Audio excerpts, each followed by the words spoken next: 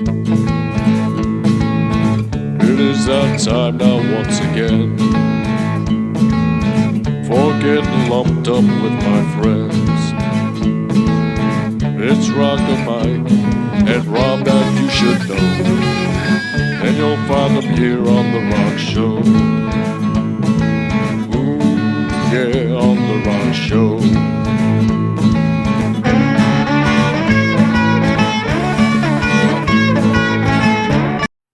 And we're live. Let's start the show.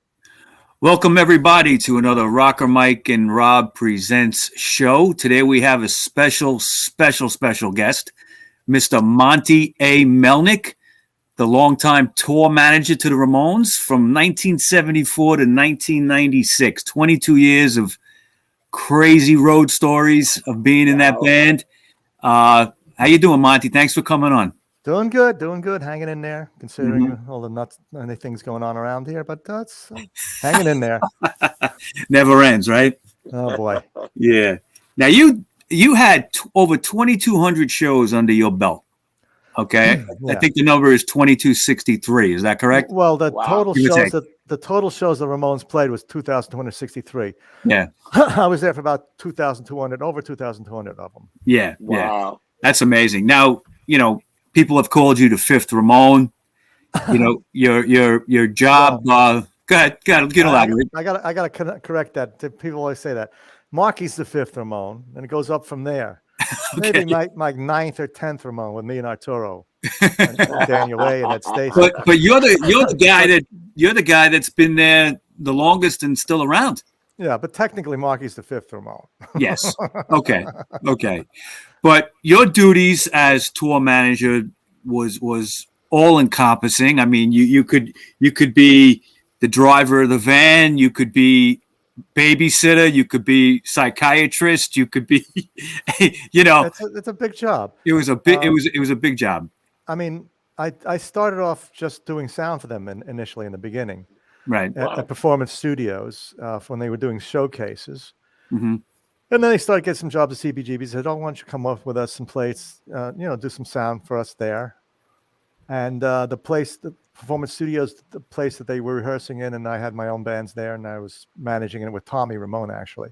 Right. It had to shut down, and they all of a sudden started getting jobs all over the place. So I kind of went with them, initially doing everything in the beginning, schlepping equipment, driving, and everything until they got bigger. We hired a sound man and a monitor man and guitar roadies and drum roadies. So I worked my way up from sound man into road manager into tour manager. Okay.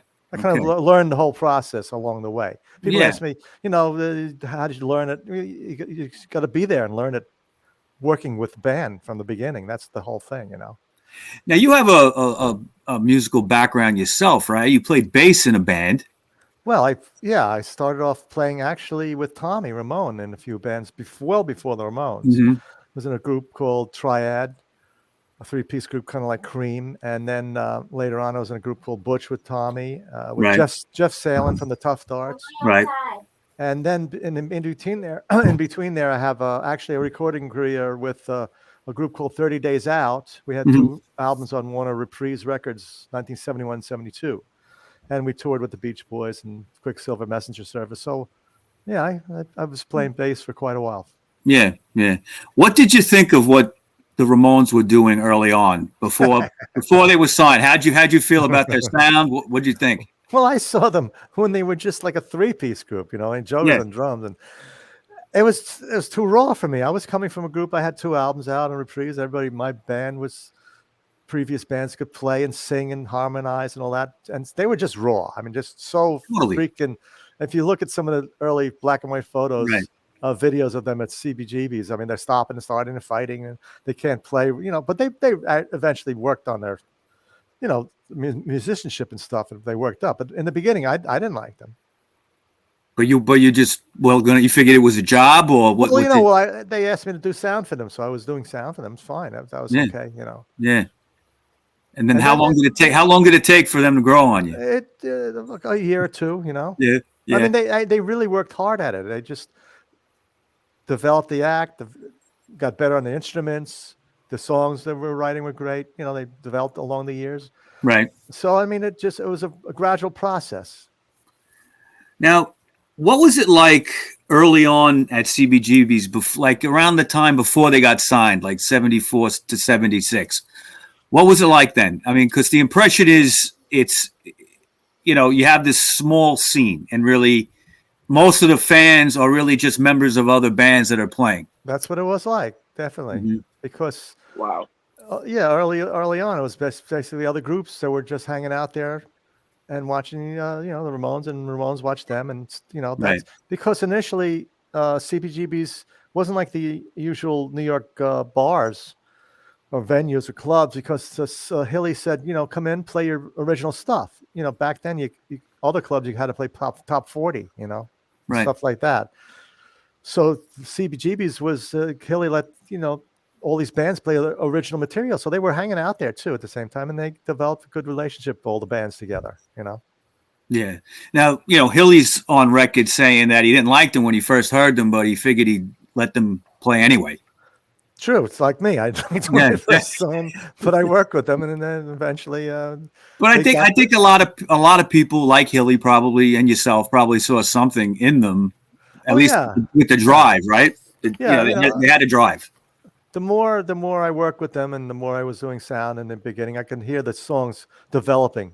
It was early, so I heard the whole process of them developing the songs and getting the stage presence down in there with the way they looked and the whole thing. It was a gradual process for them. Yeah, so exactly. I was there watching it and working with them with the sound and stuff like that, and eventually working on the road with them. Wow. Let me ask you this. I think it was 1975 at CBGB's in the summer. There was a big festival with a lot of bands playing for like about a few weeks straight, and Rolling Stone magazine was kind of courted down there to see what was going on. They wrote up about it. Do you recall that? Yeah, that was a big break for a lot of bands and the Ramones. Yeah, I was going to ask you, was that a big break for the Ramones? Oh yeah, because of Rolling Stone, for God's sakes, come on, and they got some good press out of it, which generated a lot of things, further on to getting gigs other places, But in those days, it was kind of like just a New York thing. I mean, they really couldn't get too many gigs outside the city, right? Well, it was rough. I mean, because a lot of clubs, as I said, even in New York, they didn't want to hear original material. So that happened outside of New York. But slowly, with the Rolling Stone thing and the CBGB's festival, word started to spread around. And so the clubs started to open up in the bigger cities first, like Boston and Chicago and LA, So it was easier for them to go to these places and get into a club. Okay. The July 4th, 1976 UK show. Yeah. Okay. Were you involved with that at all? That I wasn't, because they couldn't afford me to take me over for those two shows. Okay. I was, the 1977, the tour, 77 tour of Europe. That was the key. We came back and played the Roundhouse there with the Talking Heads and stuff. Tour of Europe. That was the big break throughout Europe and England. Yeah. Did you drive them around Europe? Is that what you do? Luckily, I didn't have to drive. I did drive a truck there for the first a little bit in the first 77 tour. I was still in the crew doing the sound for them and stuff like that, and so I was driving around in a truck.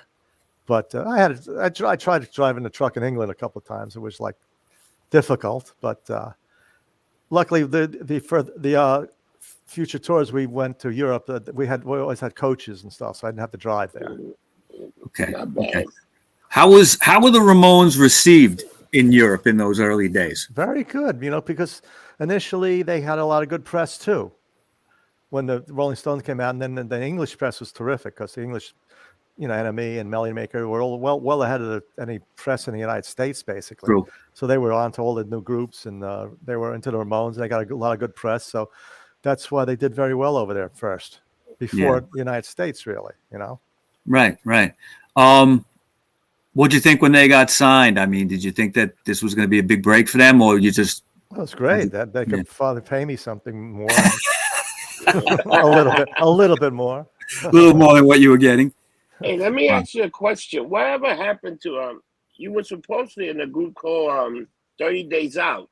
Yeah, that's what I was talking about. When 1971, 72, the Like you group say, 30 yeah, Days and Out. you, We had 2 albums on Warner Brother Reprise, and we toured a bit with Beach yeah, Boys. yeah, And, you even, yeah, that was shocked that you opened up for the Beach Boy. I was like, wow, man, that's yeah, pretty impressive. Quicksilver Messenger Service and a couple other bands, Tom Rush. It was a country rock band basically at that time. Yeah, It was that's a lot of incredible, man. different music than the Ramones. You know, Like an Allman Brothers kind of thing.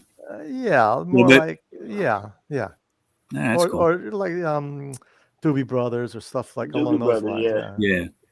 Kind of like I'm, everything the Ramones were against, right? Well, yeah, sort of. Sort of. I'm just going to talk about a few points that in the Ramones history, and I just want to see what you think about them. 1978, they're going to record Road to Ruin, and Tommy leaves the band. Yeah. How did that go down? And what were your thoughts? Did you think the band could continue without him, or what did you think? Yeah, I mean, well, initially Tommy didn't want to be in a band. He just wanted to produce them and manage them. Right, that's true. So when Tom and I managed Performance Studios, we had free time there because we built the place and we managed the place. I had some groups I was working with, and he brought in the Ramones there as a 3-piece group just to produce them and manage them, you know. So Joey was having he heard Dee Dee was having trouble singing and playing bass, so he pulled Joey off the drums. And then nobody could understand what they were doing. But as I said, they were so raw that they tried to bring in drummers, and nobody could understand what they were doing. Basically, Right. Tommy being the great musician that he is, he was a guitar player. Basically, he never played Right. drums. Developed that drum style. So, and he really didn't want to be in the grip in the band, but he joined the band, and it worked out very well. And then he speed produced a couple albums there, but the touring was too much of a grind for him, And he understood, like, guys, like, I can't take it anymore, and they understood that, and he went on to produce them still. Yeah. And they brought in Marky, which is okay, basically. Tommy left, but they brought in a great drummer to fill in, and Tommy was still there producing and stuff with his input. So it worked out pretty well. He couldn't take the road very much at the end there. It's hard for any band. Yeah, it's grueling. Yeah. Marky, though, has been on record saying that Tommy really kind of had to teach him that kind of style. It's true, because as I said, early on with the Ramones, nobody could understand what they were doing. Right. Tommy sat in and said, play something like this. So he developed that whole Ramones drumming style, which is unique. Yeah. So when Marky came in, he kind of said, this is what you got to do. And it worked with Marky for like a couple of weeks, a month or so. And finally, Marky being a great drummer, he picked up. Unfortunately, what happened with Clem, he didn't have enough time to really get into the rhythm and the style, because they just threw him in too fast. We had some shows coming up fast, Yeah. Now you're talking about when Clem Burke joined the band briefly. Yeah. Clem, yeah. So I mean, initially Gary Kerfus, who was managing the band, Richie left abruptly, and Gary, Clem was working with Blondie and stuff. That Gary Kerfus, and Blondie wasn't doing anything. Clem was always hanging out as friends with the Ramones also. So Kerfus said, "It's easy. Don't worry about it. Just go play. It's easy. Don't worry. It's not that easy. It's like tight. He didn't have enough time to develop that. I'm sure if they were like Marky, Tommy worked with Marky, if he had enough time to work into it. Unfortunately, he didn't have enough time, so he was thrown into a couple of shows. Didn't work out, but then Marky luckily came back, and then of course Clem went off and makes a lot more money with Blondie and stuff. Blondie, like right, yeah. Right. It's great, but he wanted to be in the group though. Yeah, wow. And he had the great name Elvis Ramone. Well, they couldn't say Clemmy Ramone. Clemmy didn't sound right. Yeah, no. I was at one of those gigs. Really? What? Trenton City. Oh boy. Yeah, that's a great club. I saw them. I saw the Ramones there several times. But I was at I think it was 2 gigs they did at Trenton with him. I was at one. Yeah, one there and one in Providence. Oh, Providence. Okay, I was at the one at Trenton. Yeah. And I'll be honest with you. What I remember of it, he wasn't that bad. But he wasn't. It wasn't like you noticed anything. Awful. Yeah, but it was noticeable enough that. Yeah. At the end, it seemed like they were, and I remember Johnny looking back at him a few times. I remember that. You know, it was rough. It was rough on poor Clem. Yeah, yeah. You know what was rough for the Ramones? That Canada, when they went to Canada, and they left the stage. People that's sandwiches. 78. We played the huge festival, Toronto festival up there.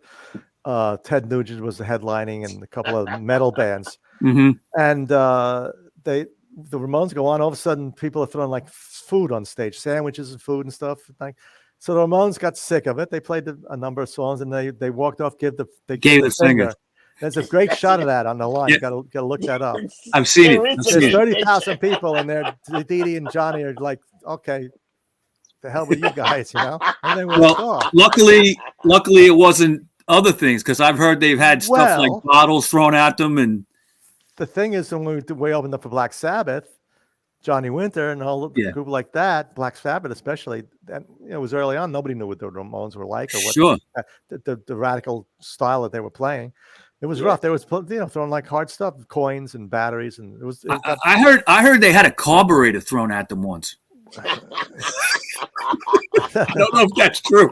I don't know. It was hard stuff. The carburetor was a little big. I don't know how you could get a carburetor into a venue, but okay. Well, back in those days, they didn't want to check it. They didn't check. Yeah, that's true. That's true. The next thing I wanted to talk to you about, Monty, was the Rock and Roll High School movie. That was great. Okay. They shot it out in L.A. And how much were you involved with that? Totally. I mean, I had to bring the band there and the crew there to set up the equipment, and I'm in the movie for a second there. When they're playing, I just want to have something to do. That's a great movie. They pull up to the side in front of the theater, and I come out. I open the door. I shake hands with the manager. Then I walk behind the band as they're singing. I just want to have something to do. You can see me. I'm talking to the manager. I'm kind of playing like the promoter, you know. Yeah. I've seen you. And Rodney Bingenheim is driving the car. It's a great scene. Alan Arkish, by the way, the great director, wonderful guy. Terrific. One of my all-time favorite movies. Yeah. But at the time, did they think that this was going to break them? Every album they made, they thought they're going to break. You know. Yeah. It's just it's a shame that they just kept trying and trying and trying. What I always loved about the Ramones, I'm just going to give my opinion here, is that fact that they were so positive, especially early on, that every record was going to do it, and then it didn't happen, and it was like, okay, see you next time, and it was the same thing again, like that's going to break them. Well, that's the problem, was the radio in the States. They just wouldn't play them because the Sex Pistols kind of poisoned the air for them, Right. Over in Europe and stuff, in South America, they were on radio over there quite a bit. They were, much bigger before the States, and it's a shame that they just couldn't get to the airplay here. So what they had was they were touring band, a live band. So they knew the audience was there because they were selling out. Sure. Yeah. Sure. And they're getting the good feedback. They said, hey, we're selling all these places, these clubs and even theaters and bigger festivals and stuff like that. Why can't we get radio play? So that's why they kept on trying different producers over the years. Maybe this producer do it, that producer, Phil Spector, etc. Yeah. Well, how grueling was it when they have to play for like 24 hours straight in Rock and Roll High School at one point live? Well, not 24 hours, but they had to play the same song over and over again. Oh man! To a crowd. We had a live audience there. Well, I think there's like maybe I misunderstood, but I think there's like 3 or 4 songs in the live set, right? Yeah. They played those over and over again. Songs over and over again. Yeah. Wow. It's like in the movies. So you do a take over, another take, take. They didn't like. The problem with the Ramones, they didn't like hanging around. With doing a movie, you hang around and you shoot for 10 minutes, and then they set up another scene, and you hang around for. Before that, you hang around for another hour or so. They didn't like the in between. I didn't mind. I like to see the whole process, what was going on, stuff like that. Sure. Hey, Mike, I got another question. I remember the time I really heard the Ramone over the radio was in they were in the soundtrack for Pet Cemetery, and they had like a real big song, and it was played on MTV. The video, they were all over the place with that Pet Cemetery story. Yeah. Yeah, that was good for them. Yeah. I mean, that was another example of them, trying to make it. Yeah. It was. Yeah.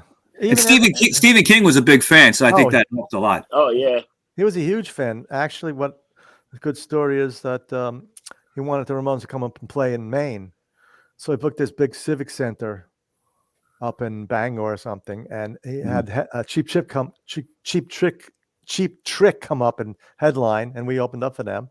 Yeah, but then he invites the Ramones back to dinner at his house, not Cheap Trick. They were pissed off. Oh, so we were up at hanging out at Stephen King's like haunted mansion. He's got this big Victorian mansion up in Bangor, up there in the woods, and he said to the Ramones, he loved the Ramones. He said, "That's how I write. I listen to your music or music like yours. Yeah, and I write, the intense horror stuff." That's amazing.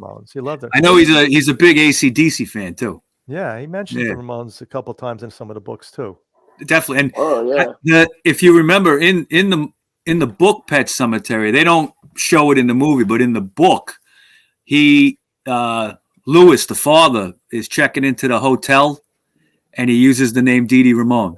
That's a good one. Yeah, and I think that's something that Stephen King used to do as well. Personally, I think he used to do that. Well, that's how the Ramones got their name. You know that, right? Yes, Paul Ramone. But yeah, he checked in a hotel under Paul Ramone. I got to ask a question that I've always wondered about that. How did Dee Dee know that? I don't know. I must have read it somewhere. But, like in the days before the internet, and it was it in a fanzine or something. Then everybody would know, right? You got me on that one. I'm not sure how he knew, but he knew. He picked it up. Probably a fanzine or somewhere. Somebody told him, "Look, I read this somewhere in an article or something like that." Picked up on it and said, "Hey, Ramones." Right. Yeah, it's cool. They could have been a flamenco band with that name. Well, that was a problem. There's a story with that, I know. In the early years, people thought they were like some Mexican band, Los Ramones or something. Maybe that's why they were so big in South America. Los Ramones. It sounds like a Spanish name. Yeah. Well, that's initially Danny Fields. Yeah. Before people said, "Well, why don't you go down and see this band?" He said, "The Ramones, is a cha-cha band. I'm not going to see them." Initially, he didn't want to go see them. Finally, he did, and he fell in love with them. Yeah, I've heard him tell that story. That's hilarious. The Phil Spector album that came out 1980. Okay. That's a fantastic album. We did a podcast on the making of the whole thing and got into it all. I mean, is it all true, Monty? The guns and everything? Well, he had guns on him. Yeah, sure. Definitely. Yeah. Did he pull a gun on them? No, he had it. He had guns in his ankle holster. And once he put the gun on the console, Dee Dee made up some stories about Phil pointing a gun at him. I never saw that happening. But he had guns, and all his bodyguards had guns, and it was an intense experience working with him. What's your opinion of that album?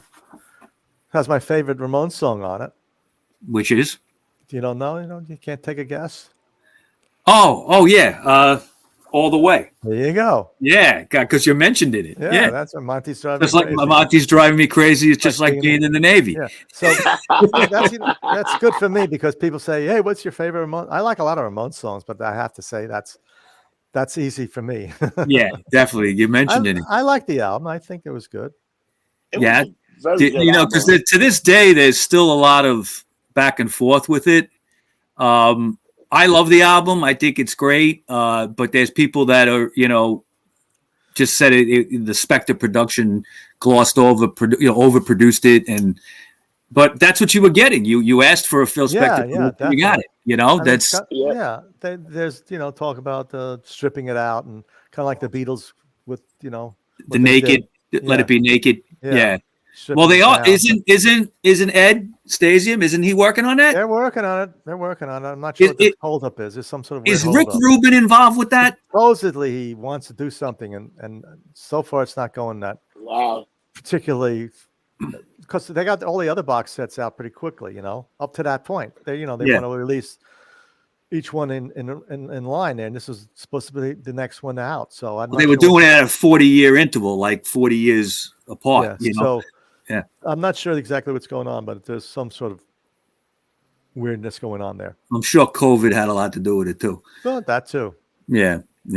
But I mean, the demos that were released on the Rhino sets that came out like in the early 2000s, you could hear, you know, the demo versions of like I'm Affected and I forget if All the Way was there or one of them. I think All the Way had a demo on there. You heard what they were doing. It was just like anything else they ever had done, you know, so you could probably strip it down and it'll sound like Road to Ruin or something. I don't know. Yeah, you know, who knows? Yeah. It'd be interesting to see. You said you did a special program on it? What We did a one of the shows that we do on the Rock Show is occasionally we'll do like a making of a certain album.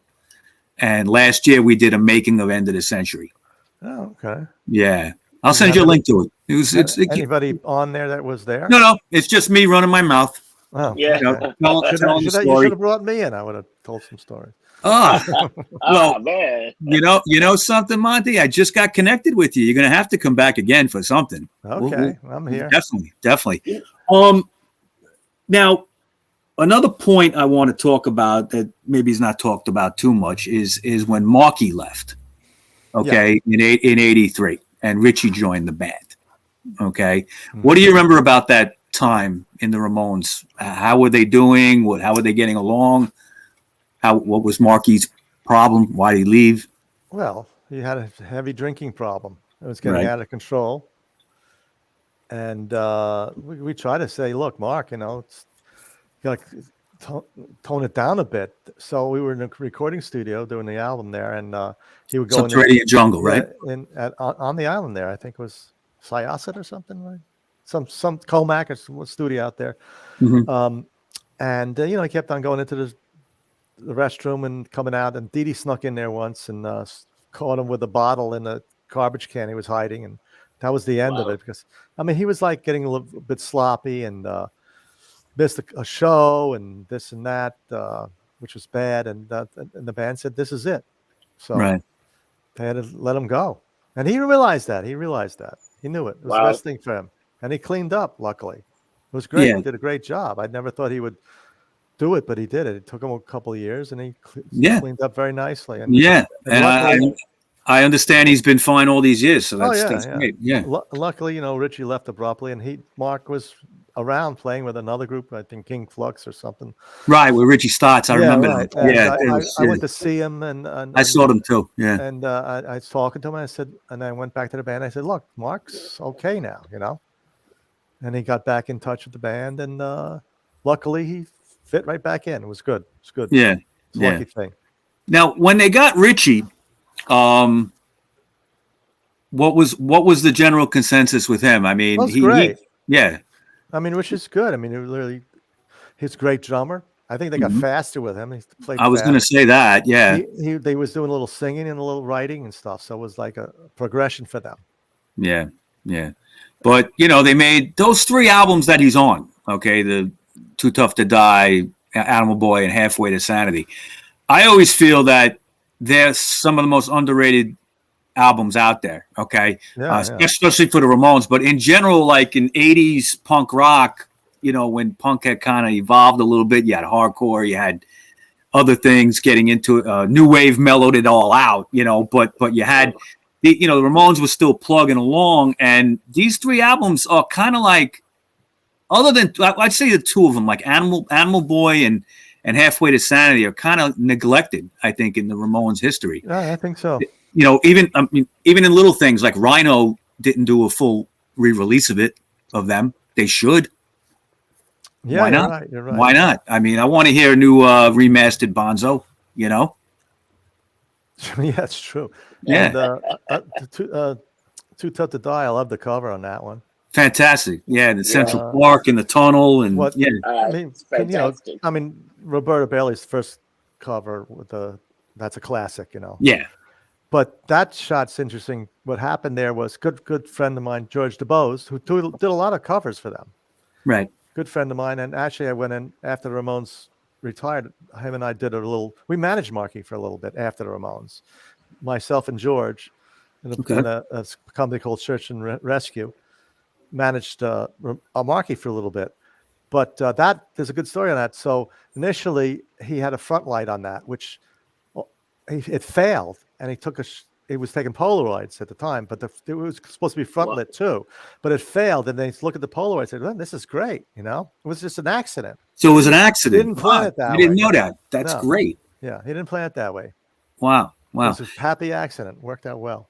I think in that set that Rhino put out, there's like another picture in there, like a normal picture. You could see their faces and everything, and it's like, wow, that could have been the album cover too, but it's amazing. It was a total accident. Yeah. Wow. Cool. Great photographer, by the way, George. Yes. He did quite a few things with the band. Richie leaves in 1987 abruptly after the Halfway to Sanity album comes out. I was at that last show. Well, and on Long Island. It was out east. Jag or something? Like Sag Harbor area. Yeah. I forget the name of the place. Small club, wasn't a big club. Yeah. And, no announcement, nothing. We didn't know that was his last gig. He just... nobody knew. Yeah. Wow. The dressing room had a door right to the outside. So we got off stage. He comes into the dressing room, gets dressed, opens the door. There's a limo out there, walks into the limo. Boom, gone. Didn't say anything. He's pissed off. They try to get him back because, as I said, we had all these shows booked. And we said, look, we'll pay, come, just don't play the couple of shows. They'll pay you some decent money. He said, no. And of course, Gary Kerfus comes along with Clem, says, don't worry, it's easy. Yeah. You can play this stuff. Clem tried. Clem tried. He did okay, but it was just, as I said, it was just, you could notice a little bit if you really. And I remember, I think it was Rip magazine. Rip. It was like a heavy metal magazine, mostly thrash, but they would do punk stuff. And I think it was Rip. And they had pictures of the Ramones with Clem in it. It was just very briefly. I think Marky was already back by the time it was published. They took publicity pictures with the Clem, and he wanted to be in the band. Another problem we had with Clem, he would show up for the photo session with a Chanel T-shirt and stuff, So George said, "Listen, you can't wear that." And there's a couple of shots of him, and you can see in the knee. That reminds me of Blondie. They had like money and stuff. They were different type of thing. It was, Clem's like Continental. Yeah, well, that's true, sort of. But there was one thing with some of the photo sessions. So there's a couple of shots. If you look carefully, they try to get him to take it off, but there's a couple of shots out there. I think I have seen that. That reminds me of. Motorhead's problem with Brian Robertson in the early 80s from when they had the guy from Thin Lizzy, Brian Robertson, on that one album. And he would show up on stage in shorts, and at photo shoots in like a headband, like the guy from Loverboy or something, and that just didn't work with Motorhead. No, you can't have a guy like that in the band. Love Lemmy, though. And of course, Lemmy. He wrote the great song for them. He did. Unbelievable. What a terrific song. He really loved the band. They got along very well with them. They're two of my most favorite bands, Ramones and Motorhead. I have everything ever released, ever put out by both those bands. The ultimate outsider bands, both of them, really. True. I always, Rob, I'm a huge Ramones fan, and I think Marky's got an idea that I am, but I always will say that, as a kid growing up, all right, in the late 70s, early 80s, becoming a teenager, the Ramones were that band that you were just attracted to if you felt like an outsider, you felt like you didn't fit in. That's where their audience was. That's why they were so big in places like Argentina and Brazil, because the kids really related along those lines. Yeah, but even back home in Queens. Yeah. Oh, yeah. Okay? Yeah. the audiences was always there. That the frustration was not getting on radio play and selling a lot of albums. Yeah. It took how many years to get a gold album? 30 years? 30 years, Wow. something like that. Yeah. Wow. The first Holy album. mackerel. Yeah. Yeah.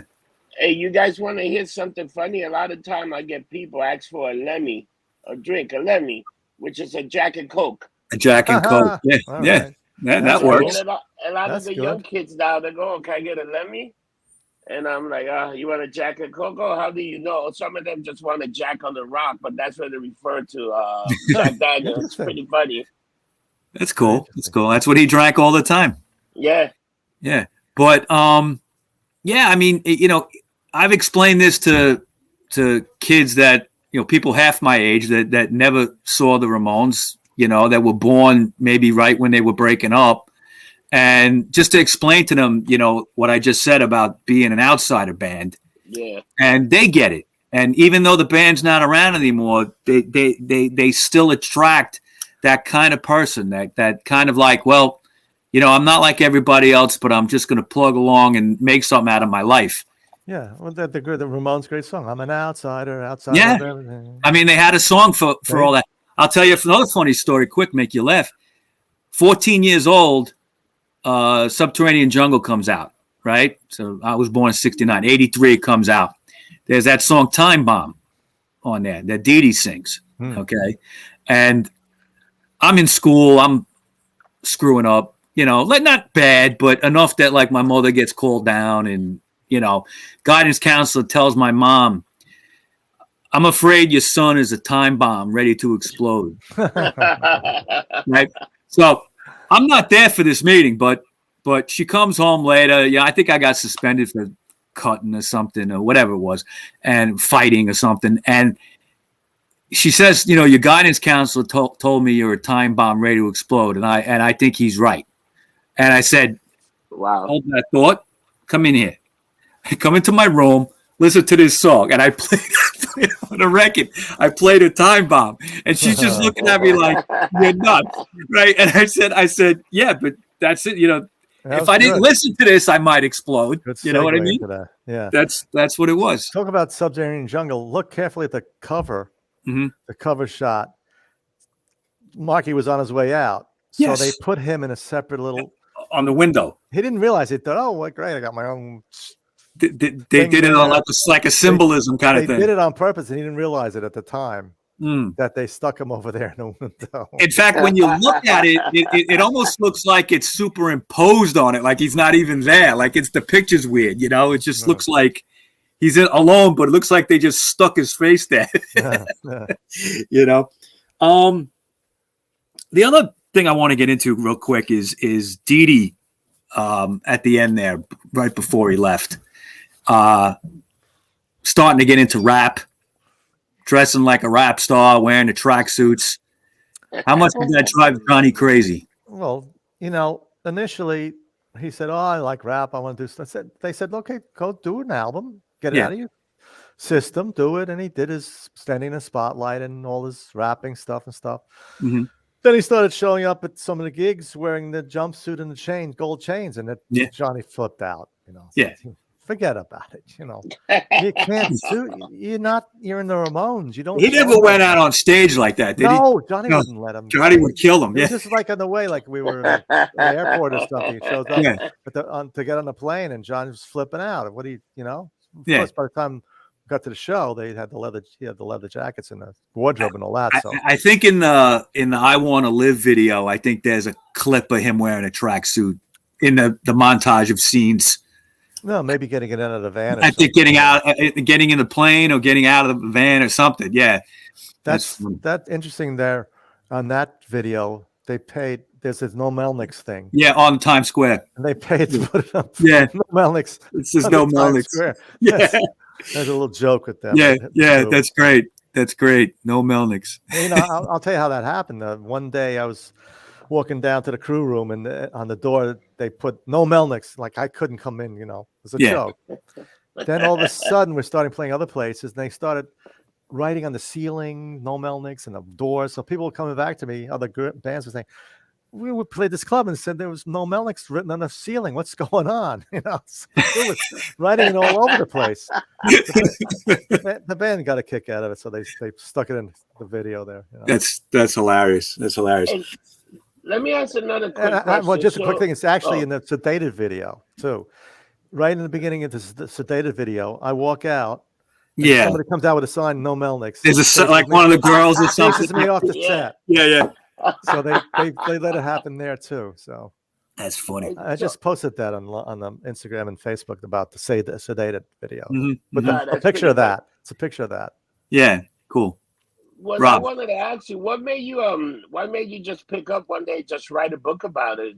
Is it because you had so many stories and stuff? Well, it wasn't just one day. People all over the years said, do this, write a book. I didn't feel like, with Joey being around and the stuff I had to really write, I wasn't comfortable with it. So Joey passed away, and I was able to put in things in the book that it probably would have made him uncomfortable. I was good friends with Joe, Yeah. And initially, Joey had done his solo album on Sanctuary Records, and at that time they also had a publishing company. So I went in, and I said, "Look, I'm not really a writer, Right. They said, "Don't worry, we'll get you a ghostwriter." So they come up with a bunch of people, and one of the people they came up with was Frank Meyer.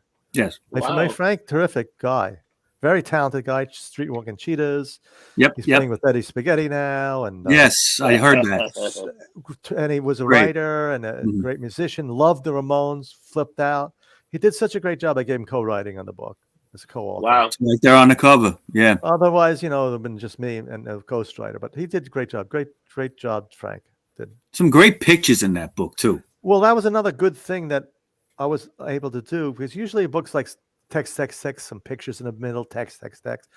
They let me put in over like 200, 300 images and passes and posters and a lot of stuff throughout the whole book, and the whole art design. They had a great art director who, the stuff behind the text and the images and barbed wire and stuff like that. And I was very lucky that I had a good art director on the book, and they let me put a lot of pictures and memorabilia and tour passes and tour itineraries and all sorts of stuff in there. Very rare. Now, just getting back to Dee Dee for a minute, when he left the band, just from a fan's point of view, like myself, so many of us thought that's it. There's just no way you can't go on without Dee Dee. Well, okay. Initially, everybody thought that basically, Yeah. Yeah. But at the time, he was just like spacing out. It wasn't really good. He was like in another world. He was like, didn't want to be there. It's like not playing well. And his didn't look good. It was, so at the time when he left, it was everybody said, "Oh, that's the end." But John said, "No, let's get somebody in here that can play like Dee Dee." And the good thing about that, what happened was Dee Dee stayed around and wrote songs for them later. For Mondo Bizarro, yeah. So they had a beautiful songwriting of Dee Dee, and then a young Dee Dee and CJ. And they had to kind of like suck in their stomachs and keep up with them. Yeah. And it helped the Ramones. He helped the Ramones for all those end years there. Well, I remember his first gig that December of '89, at the Ritz. And I think there was 2 nights in a row I went. And, I remember leaving that show first night.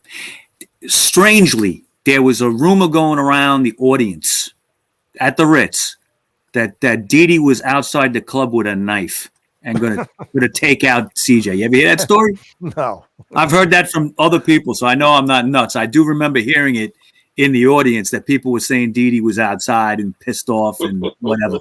It wasn't true. No, I didn't see that. Yeah, of course not. I didn't believe it, but it was going around the room. At the time. Yeah, he was heavily into knives, Dee Dee. Yeah, his 007s and all that. Yep. That was a problem when we went overseas. He'd buy all these knives to get them back. He was sneaking them in the drum hardware. Luckily, back in those days, they weren't checking the cargo that closely. So he was able to stick a couple of knives in, the hardware, the drum hardware. He didn't. So he got his knives back that way. But he once. Well, Italy was a place you get a lot of knives, right? Like back then. Yeah, all over. Yeah. Well, he found them all over the place. Yeah. There was one time in the van we're driving, and Johnny said something about his old girlfriend or something. Dee Dee took out a knife and went like that. And John said, "Okay, you gonna use it? You gonna use it? You gonna kill me?" And he put it away, but he did pull it out once on John. Yeah. In a van. Jeez, I'm sure it was close quarters with everybody ducking. Yeah, absolutely. So CJ joins in '89, and right away you could tell the Ramones got like a injection of it was a boost. It was a boost. And right. the shows were good.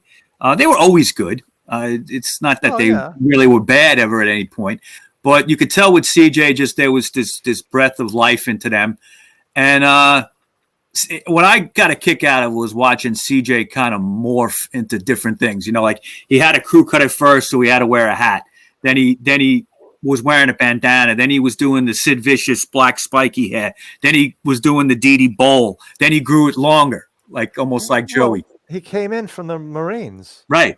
With, with a crew cut. With crew cut. So they had him go over the, took him a little while to grow back, Yeah. Johnny had that problem when he got almost kicked in the head. He had shaved, and that's true. That was a terrible thing that happened there. Shows he had to wear a hat, and he didn't like that and stuff like that, and because he really was into his hair there, He always was. Yeah. He always had that haircut. Yeah. When they were gonna call it quits, how'd you feel about that? Well, they had over the years, a number of years, they said, we're stopping, and that never happened. And then I kind of maybe thought they might get back together again. It was, but it looked, the way Johnny moved to LA and Joey was not the greatest in health too. So it was difficult, Yeah.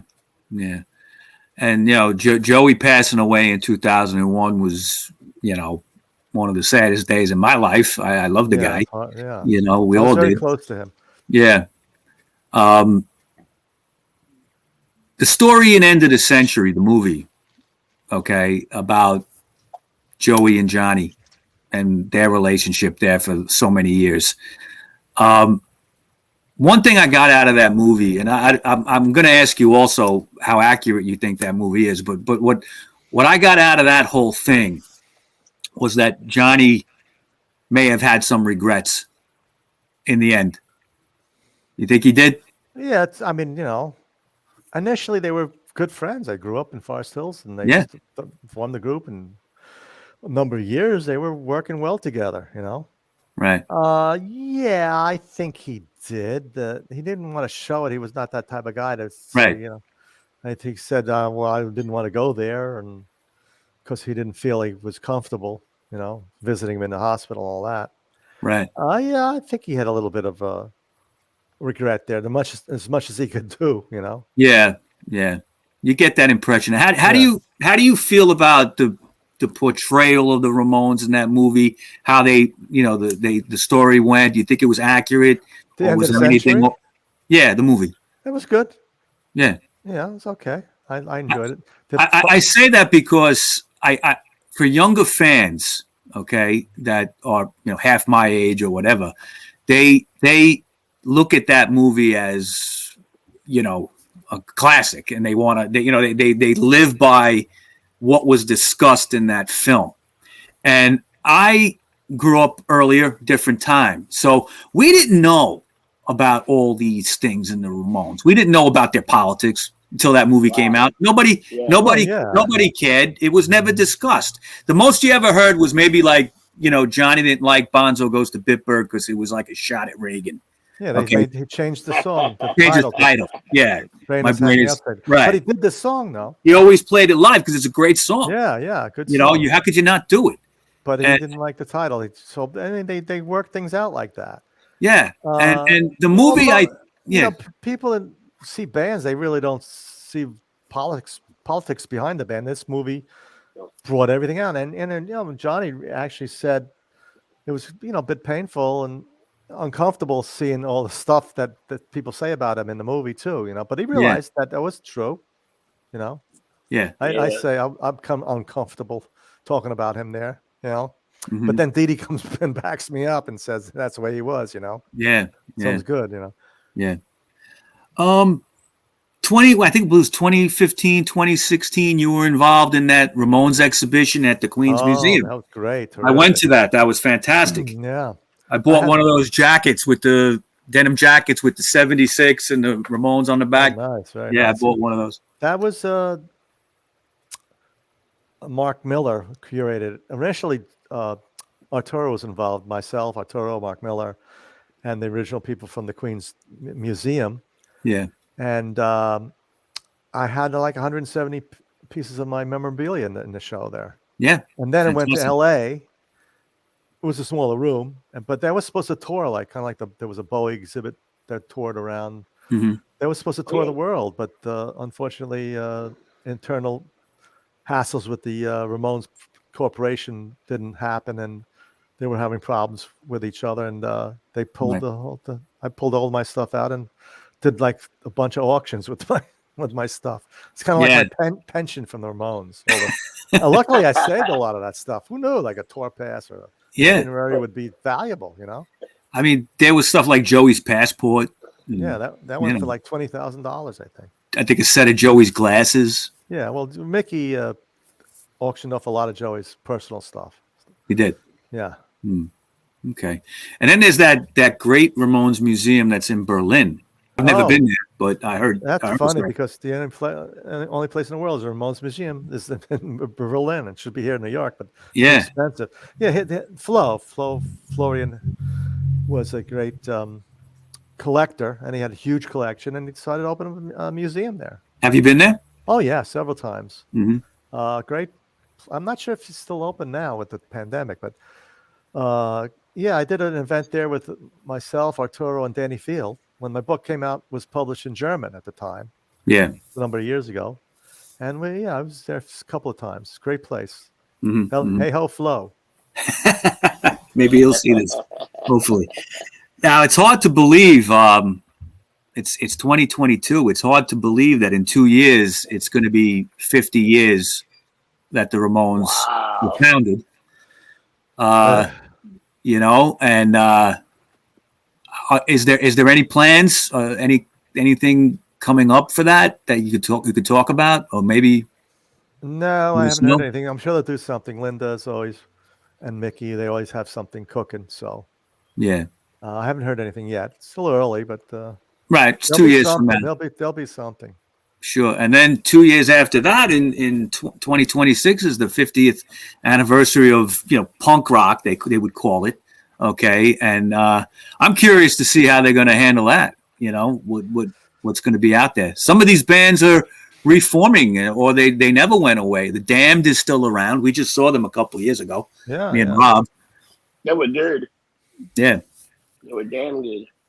Well, there's something coming up in end of March and April in Westport, Connecticut, the Museum of Contemporary Art. They're doing a whole punk show up there. Really? Wow. Yeah. Okay. Westport, Connecticut. There's a great movie out now. It's in the theaters on a small release, and I think you could see it on Apple TV about polystyrene from X-Ray Specs. It's called I Am a Cliche. And I have to sit down and watch it on Apple. I haven't had a chance to do it yet. It just came out like 3 days ago. It's supposedly awesome. Nice. All right. So Monty, I want to thank you. And the last question I'm going to ask you now, you told us your favorite song was All the Way. What's your favorite Ramones album out of all of them? I can't. I like a lot of their albums. I can't really pick one out. You can't pick one? No. Okay. Wow. Are you when you go to listen to them, you go to the first four mostly, or you just could be anything? Listen, after doing 2,200 shows with them, I don't really listen to the Ramones much lately. I heard a lot of Ramones over the years. I think you've had your belly full, right? Yeah. That's funny. That's funny. I hear, it's nice to hear them on the radio now, and all over the problem was, I think what happened was all the young kids were fans, and then they grew up and they were able to, all of a sudden they put them in movie soundtracks and TV commercials now. True. Which is nice, but they couldn't get any of that back then, I remember the first commercial I think they got in was that Budweiser commercial. Yeah. Yeah. was amazing. They used Blitzkrieg Bob for that. And that was a big deal. And that was towards the end. That was a big deal. Yeah, and also, all these groups that formed give the Ramones credit for forming, U2 and Metallica, Soundgarden, Sure. Pearl Jam. They're all big fans of the Ramones. That's what I think that's the legacy of the Ramones. They were kind of like the Johnny Appleseed. Johnny Appleseed would go out and plant apples. When they first mid 70s, when they started touring, right, all these small places, clubs and towns and cities, the kids would see them and say, wow, that's not that, if they can do that, you don't have to be Eric Clapton or great drum solos. And that inspired a lot of bands, and all these bands give them credit. And their whole look at the time was unique. They didn't look like rock stars. They looked more like outsiders, aliens, I never thought they were a gang initially. I had some problems, checking into a hotel in Cleveland or Columbus. I look at the guy made a little note. Be careful, this band could be dangerous. That's when the Sex Pistols were going around with the craziness. That's probably what happened with the U.S. Radio. Yeah. Well, there was a negative attention given to punk rock, and the Ramones unfortunately got sucked into it, even though they weren't part of any of that. They weren't throwing up on people and sticking safety pins in their face. They had nothing to do with that. No. But a story that I remember hearing years ago, I think you told it, about being in the van, getting out of the van somewhere, I think in the Midwest, and a little old lady came up to you and said something. Tell that story, Monty. Tell us a million times. I'll tell you one. So we're in Texas, rural Texas. Okay. A long driving for like 5 hours. Had to get gas, pulled into a gas station, convenience store. So they get out of the van and are staggering around after like being in the van for 5 hours. They're staggering and looking at the cookies and then whatever. And then I got the gas and paid for the gas. And so the lady says to me, "That's sure nice of you taking care of those retarded boys." I said, "Yes, ma'am, that's my job." and you went in. They looked like aliens at the time. Did you go tell them right away what happened? Yeah, of course. Of course. What'd they say? They could laugh. They were laughing. That's a great story. I know you told it a million times, but it's a great story. That's fantastic. Yeah. All right, Monty. Thank you very much. I also tell them a joke. The difference between a tour manager and a toilet bowl. Oh, I tell that to them a lot. You know what the difference is? Go ahead, tell it. A toilet bowl only has to deal with one asshole at a time. There you go. I tell them that a couple of times. I've heard you say it. Yeah. I told that to some of the customers when it's busy and they scream with the money. I say, just like a toilet bowl, I can only serve one asshole at a time. Okay, Monty, again, thank you so much for coming on. Be in touch with you real soon. And hey ho, let's go. Yeah, gabba gabba hey to all the great Ramones fans out there. Yes, gabba gabba hey. And what do we always say at the end of every show, Rob? We go get drunk, we get lumped up. See you next week. Okay. Take care, people.